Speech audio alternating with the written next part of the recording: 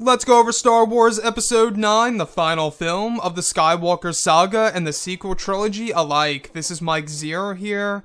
If you guys are new to the channel, do make sure to subscribe to see future Star Wars content. Now, as you all know, J.J. Abrams and Chris Terrio are hard at work on developing the final film of the sequel trilogy, and a lot of people have been wondering exactly what's to come in the final film of this trilogy. And we have all been wondering exactly what's going to happen at the very end of this film and exactly how J.J. Abrams will wrap everything up.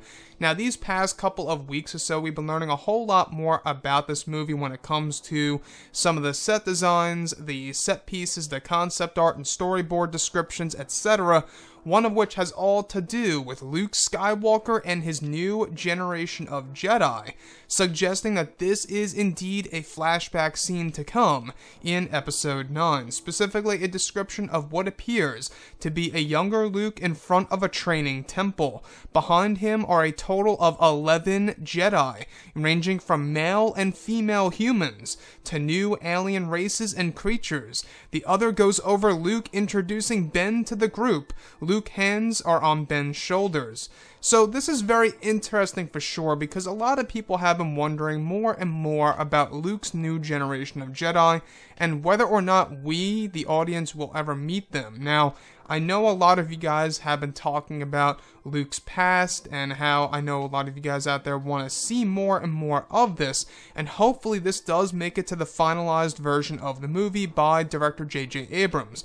Now, the thing here about Luke is this. I think that's one big component that's missing in the Star Wars franchise right now, is the life of Luke Skywalker after the events of Return of the Jedi, but before the events of the sequel trilogy. There's a lot of mystery there. We really don't know much about him. And I think that if they explore all of these different aspects, I think it'll really leave a lot of people more satisfied for the character of Luke. Now, we do know that J.J. Abrams is going to be fixing the character of Luke Skywalker in a sense by adding more to his legacy, and I think that this connects right to this storyboard description of Luke Skywalker in front of 11 Jedi that are ranging all from male and female humans to creatures and alien races, as well as Luke introducing Ben to the group of new Jedi.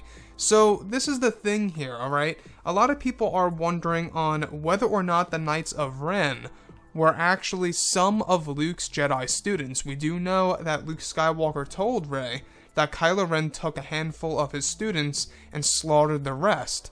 The handful that Kylo Ren took are presumably the Knights of Ren, and if that is the case, the Knights of Ren would be Force-sensitive individuals, which hence would also line directly up with what we heard just a couple of weeks ago about the major scene involving the male actors in their 20s using lightsaber, stunt saber type of things on a certain set piece over in Cardington with Adam Driver. And that to me tells me that these Knights of Ren could very well pull a big surprise where they actually do have lightsabers, but they use the more primitive weapons as a way to provoke their enemy to attack. So, looking at Luke, guys, I gotta say, he's my favorite character in the Star Wars franchise. A lot of people know about him, but a lot of people want to know more, right? There's a lot of mystery, there's a lot of gray after the events of, you know, the Return of the Jedi ending. We really don't know much about Luke's life, and I think that the more they explore this, the better. Now, this storyboard description of, you know, him introducing Ben Solo to the new generation of Jedi, I think that's a very cool moment, and I really do hope that this makes it to the final version of the film. For a couple of reasons. It would honestly add a bigger relationship between both uncle and nephew. You would kind of see it more on screen, as opposed to Kylo just meeting Luke once again for the first time on screen in The Last Jedi, as we saw on the planet Crate. So that wouldn't be our first time, in a sense. We would actually get to see more of what took place before The Force Awakens, and that's something that a lot of fans want to know more about. The thing here is this, we do know that Mark Hamill is participating as Luke Skywalker in Episode 9, we're not quite sure how big of a role he has, but it's certainly not a minor one. We do know that it's not going to be a very minor role for Luke in Episode 9, we have heard that it's going to be quite significant in its own way. never seen before in a Star Wars film.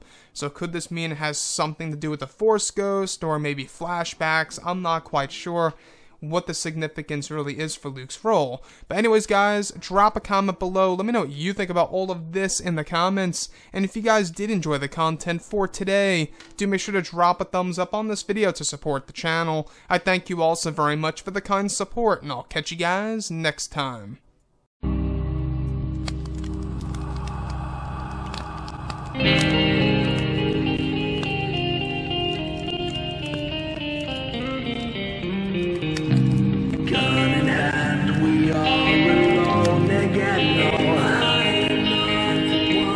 From night to moon, we hear them moans again. No.